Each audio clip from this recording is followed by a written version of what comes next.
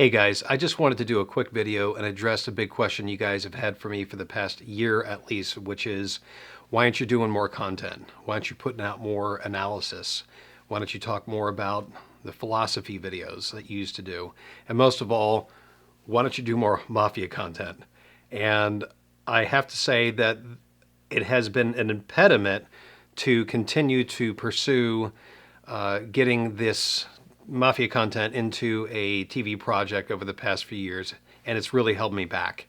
And so that's been the impediment. That's why I haven't really been out there as much. It has nothing to do with not having enough content. It has nothing to do with not having enough to say about the current situation, politics, the mafia in general that I've wanted to address for a long time, and only have done so in small portions. It has everything to do with trying to keep my head low and not raise too much controversy so as to burn a bridge with Hollywood. Well, I'm done with Hollywood. I was done about 4 or 5 years ago when I produced a series of small videos and interviews with Mike Falco regarding the Pale TV series that I created. And it was at all these major networks, especially Stars, especially a couple others that I won't mention right now. And they absolutely wanted it. But as we all know, even getting the head of a company to say yes and getting a financier to put all the money up for a pilot or an entire series is not enough. Even if you filmed a pilot, it's not enough. Why? Because you got to get distribution. And until you get a distribution contract, you're not going to get either the pilot funding out of escrow, and you're definitely not going to get an entire series financed. So what are the types of things that Hollywood buys? Well, we all know it's not mafia content. It's not action movies. It's not masculine things. It's not truthful, hardcore political thrillers like we all like, guys like me like. They're putting out the fluff of the woke mind virus culture. And so it's unfortunate, but at the same time, social media is a much better platform to be discussing these things, to be putting out content on a constant basis, and have direct interaction with you guys to do a question and answer. And although I put some things out, it has been just the tip of the iceberg. And as a lot of you guys know, I did an attempt about 3 or 4 years ago to go out and do an interview with at least one show, I won't bring up right now, and discuss Jimmy Alo, which is my mother's godfather, making it my godfather too as well. And he's of course passed away, but Vincent Jimmy Blue Eyes Alo was one of the founding members of the commission, not very well known about, but he was partner with Meyer Lansky, and we're the ones that own the rights, the film rights, and the actual life rights to Jimmy Alo's story. And so that's what we've been trying to get done for many years. And in the end, like I said, I am burning the bridge on a pursuant path for Hollywood to do this. I want to do it directly. And that's been the real holdup. That's been the real holdup. So no more avoiding controversial topics. I'm not gonna Fed post. I'm not gonna go and name those that should not be named. But I will address how the mafia, geopolitics, modern history, World War I, World War II, which is what I'm really an expert in, World War II history, and the politics surrounding it. But more or less how that leads to the politics of the modern day and the history of the mafia being connected to the secret fraternities that have birthed the modern politics of today. And so that's really, like I said, really, what I really wanted to address was, where have I been? Why haven't I put up more content? I've been saving it for the show, okay? And now I'm not saving it for the show. And so you're going to see more and more of this, not this format, but more of a organized format, some order to it. And so you get to also ask questions. And a lot of guys, they think everything there is to know about the mafia, we already know. Well, that's not true. There's a lot of things that you don't know. And more importantly, what my effort, my work has been over the years is that what we can learn from the mafia is not about what Tony Soprano liked to eat for lunch on Monday. It's not about what Meyer Lansky did when he went to Israel and he helped arm the war, let's just say, and work with intelligence organizations to do that. What my specialty is identifying how the mafia operates in its four laws of power. Okay. I know Robert Greene wrote his series of books years ago called 48 Laws of Power and so forth. But in reality, all those are tactics. There's really only 4 laws of power. The mafia uses those 4 laws.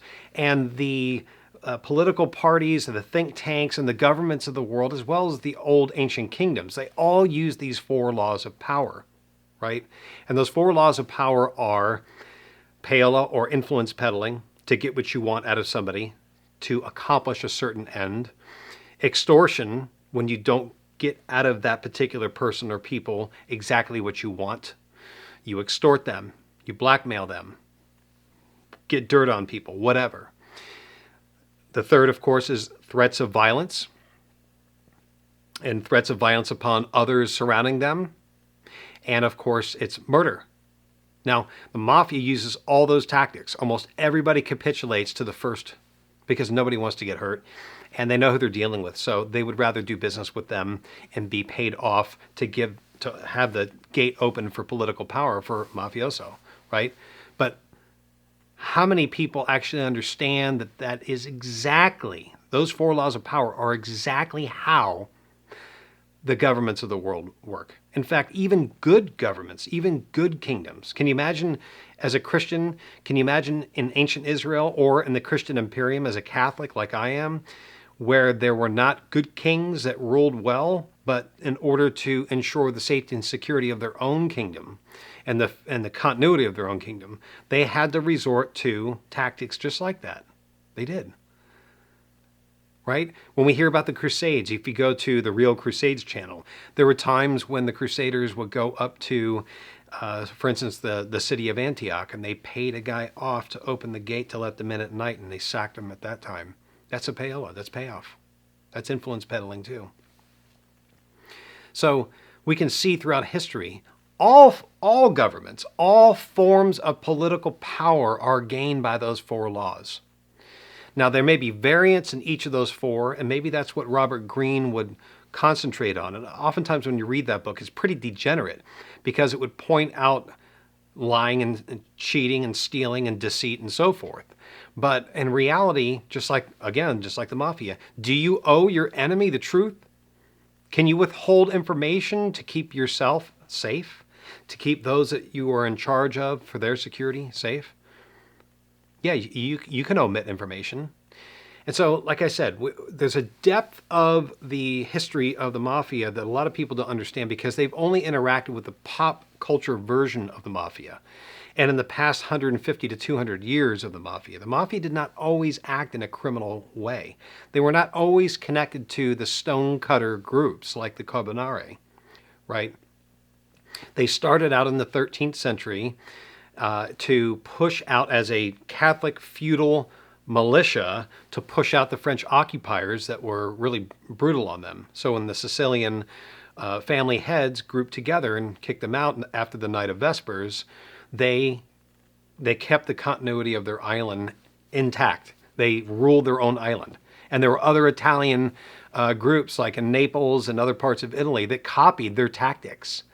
And they were sometimes used by the papal states and feudal lords of the history of Italy and Sicily and Europe and Malta. So understanding the context of the history of the mafia is more important than understanding mafia movies, because mafia movies are not real. But speaking of mafia movies, a lot of people don't understand that when they don't hear, or when they haven't heard the name Jimmy Alo, is he somebody that's important? And you have to remember that in Godfather 2, Francis Ford Coppola put in a character that he asked to put in. He asked Uncle Jimmy, Jimmy Alo, if he could use his real name in the movie, because at that time, everybody knew who Jimmy Alo was. Everybody did. So if you knew about the mafia, you knew about the history of the mafia, like Gay Talese, who pointed out in his mafia histories about the Night of Vespers and the history of the families going back to Sicily. So he went to him and he says, no, you can't use my name. No. And so he renamed him Johnny Ola. So Johnny Ola in Godfather 2 was supposed to be Jimmy Alo, and Hyman Roth was supposed to be Meyer Lansky. Now, what he did get wrong is that Hyman Roth was not his boss. They were partners in a separate entity outside of the five families. And that entity was supposed to be like the military police or the enforcement arm of the commission. And so that's what Meyer and Jimmy did together. That's what Meyer and Jimmy did together. So, and that's what the story has been for years that we were trying to get done. So, again, this was meant to just be a short thing. Again, I'm burning the bridge with Hollywood finally. I'm putting out more content. I'm digging in deep. I'll also be addressing the Codename Zoro story. And the Codename Zoro story is something that I had raised $50 million for 3 separate occasions. But nobody wanted to commit to distribution. Why? Because it's about the assassination of Martin Luther King Jr. And we tell how certain federal, let's just say individuals, were involved with his death. And so, yes, we had F. Gary Gray as the director. At one time, we had Paul Haggis, the director and creator. He got an Academy Award for the movie Crash. We had Wesley Snipes. He was also supposed to raise the money and be a producer on it at one time. And at any given time, after about 6 or 7 years ago, it was almost impossible for people to open a door in it because there's more and more of an encroachment onto Hollywood about what they're allowed to say and if they can or cannot say certain things about certain federal government agencies, put them in a bad light, for instance. Like, for instance, years ago when Paul Haggis did win the Academy Award for Crash, I had the same agent as him. His agent was Larry Bexey, and his partner was Larry Kalajian. And they had an Oscar party. And the Oscar party, when we went there, my wife and I went there, Oliver Stone was there because Oliver Stone was once represented by Larry Bexey. So I got to meet Oliver Stone, and I was nerding out because Oliver Stone was very important on the issue of doing conspiratorial subjects like JFK, and also questioning the purpose of and justice of certain wars, like Born on the 4th of July and Platoon, for instance. And so when I met him, he had already been drinking for a while, but he was there with his wife. And when Larry Bexey introduced me, he says over the music, "This is Justin, the one who wrote Codename Zorro." And when Oliver Stone looked at me, he says, "Oh wow, what a great script!" I almost fell on the floor. Getting a compliment like that was fantastic. It was great. It was great. So we talked for a while. He says, "Look, I would love to direct this, but doing this type of content takes so much out of you, and I just don't have it in me anymore." And he says, "I did JFK at a time before there were signatory offices set up by the federal government at all the studios. And now, if you want to say anything about any of the agencies, any part of the federal government, the Pentagon, a war, any war, whatever, you first have to get them to sign off on it, right? So if a studio goes to one of the signatories and you say something about J. Edgar Hoover, and the FBI says, no, you can't say that to the signatory studio, then you're crap out of luck. You're not going to get your film done. You're not going to get it financed. You won't get distribution. You won't get stars in it. The agencies won't touch you. You're done." So he looks at me and he's like, I would love to see this. I know about William Sullivan's story, which is the third in position in the FBI that led up the counterintelligence, the COINTELPRO against King. And so he says, "I know about his story. I know what you're trying to say with this. It'd be great to see it done. I just don't think it's going to get done." And then so being really happy about him complimenting my writing to just getting deflated like that was very difficult. Now at that time, we had raised the money with Bob Yari Productions, and they wanted to do the film with us. They were going to put up $50 million and so forth. But the contract was really bad, and our attorney said, "Do not sign the contract for this." Why? Because it was the same contract that Paul Haggis got because Bob Yari financed Paul Haggis's film Crash. And you won't see a dime of the money. And to this day, Paul Haggis has not seen a dime of the money from Crash or the series that was after. and it's just a tragedy. So you think you're going to get your first project done and you'll just take a small amount of money just so you can get your foot in the door and make the other money later on. But if you sign a bad contract and one that also says we get a piece of whatever you do in the future, anything else, then you just really screwed yourself up. So it just takes a couple of bad producers to present bad contracts to a point where they say, look, this guy doesn't want to be screwed over. Oh, he's difficult to deal with. And that's it. It has nothing to do with how good of a writer or good a director or producer or actor you are. It has everything to do with whether or not you play ball. And as we know, there's people making movies all the time. Nobody goes to see them because they're all garbage, right? And so it has nothing to do with merit, has nothing to do with wanting to make a film like in the old days of Hollywood. It has everything to do with whether or not you were part of the club. That's just it. That's it, right? So that's fine. That's fine, because I'm not going to capitulate. And I never have. I had a day job for years when I was offered jobs that were even writing jobs from my agency at the time, from Larry. And I refused to do the jobs. He actually got me a job that was going to pay me a small amount of money to do a story that was all financed and ready to go through Creative Artists, if I remember right.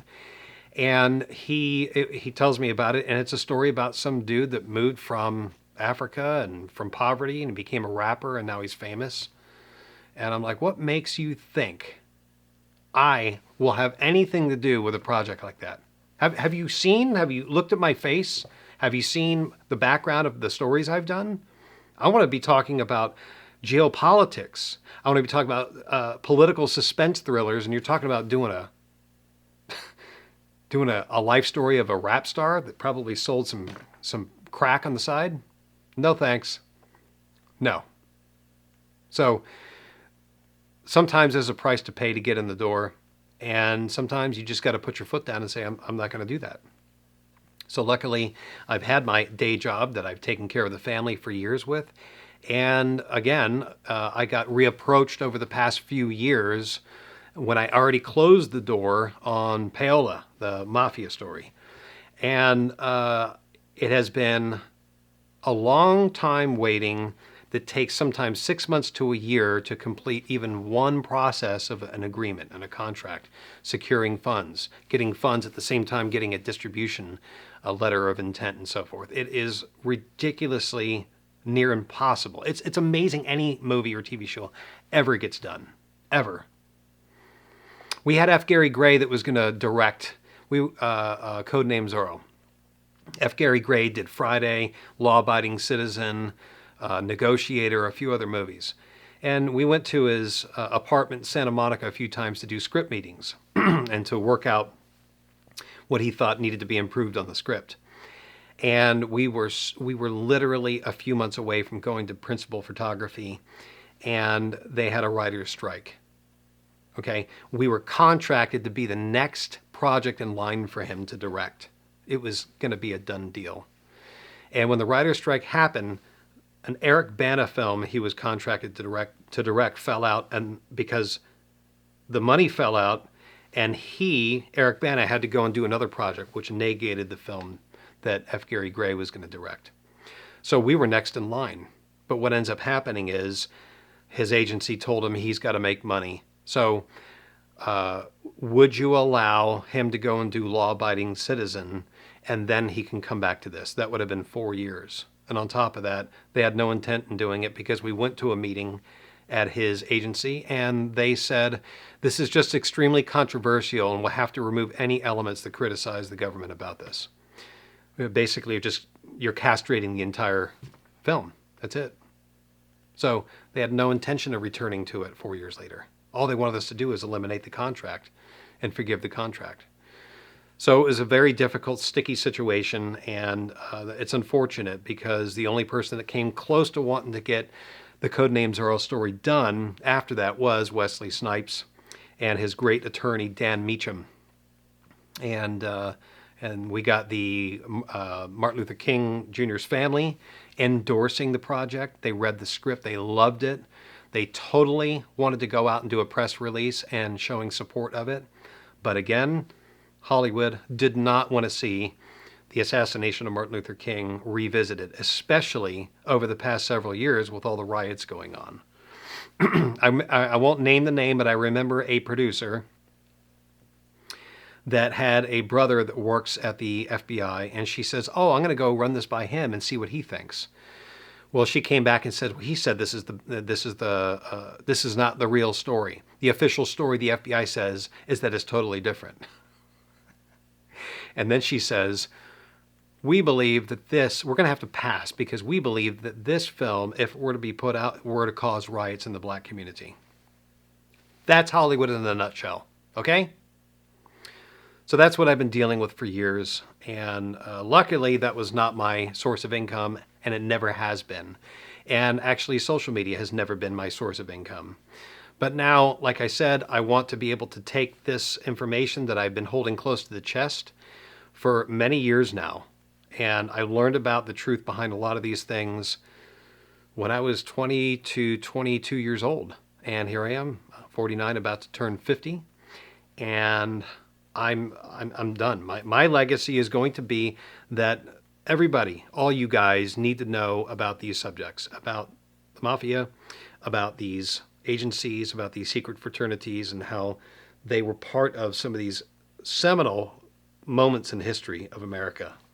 So that's it in a nutshell. I'm burning the bridge to Hollywood, and I am back to do more content and analysis and live streams and debates and whatever it takes. And short of, like I said before, short of Fed posting and doing anything too controversial that'll get me in trouble, I'm ready to just take the gloves off and let's go. So we'll see you around.